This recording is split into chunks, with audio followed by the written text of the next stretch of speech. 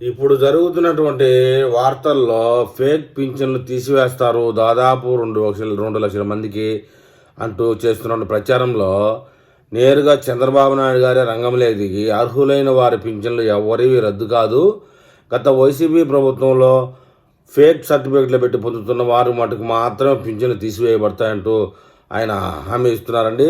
పింఛన్ల విషయంలో అర్హులైన దివ్యాంగులు ఎవరు ఆందోళన చెందాల్సిన అవసరం లేదని ముఖ్యమంత్రి చంద్రబాబు గారు నేరుగా చెప్తా ఉన్నారు. దివ్యాంగులు ఎవరు ఆందోళన చెందవద్దు, పింఛన్లపై సమీక్షలో చంద్రబాబు నాయుడు భరోసా ఇచ్చినట్లు, గత ప్రభుత్వంలో అడ్డదారులో సర్టిఫికెట్లు వాటితో అనర్హులకు లక్షల్లో పింఛన్లు ముఖ్యమంత్రికి వివరించిన అధికారులు కూడా నేరుగా పింఛన్ల విషయంలో అర్హులైన దివ్యాంగులు ఎవరు ఆందోళన చెందాల్సిన లేదని మళ్ళీ చెప్పుకొచ్చారు.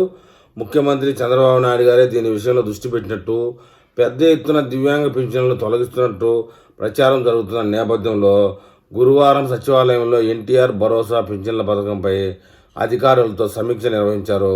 గత ప్రభుత్వంలో అడ్డదారులో సదరం సర్టిఫికెట్ తీసుకుని పింఛన్లు పొందుతున్న వారిపై ఇటీవల జరిపిన పునఃపరిశీలన విషయాలను అధికారులు ముఖ్యమంత్రికి ముందుంచారు ఫైలు. ఈ ప్రక్రియలో అనర్హులను గుర్తించినట్టు చెప్తా ఉన్నారు.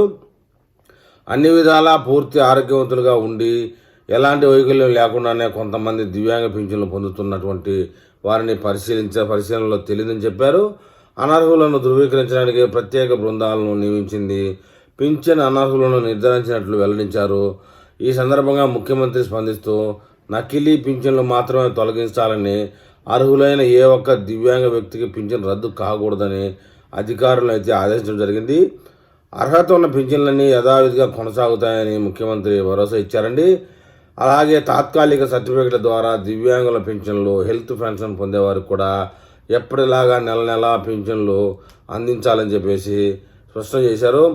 వారికి పంపించిన నోటీసులు సైతం వెనక్కి తీసుకోవాలని చెప్పారండి. ఈ విషయంపై మరి పింఛన్దారులు ఏమని కామెంట్ చేస్తారో చూద్దాం.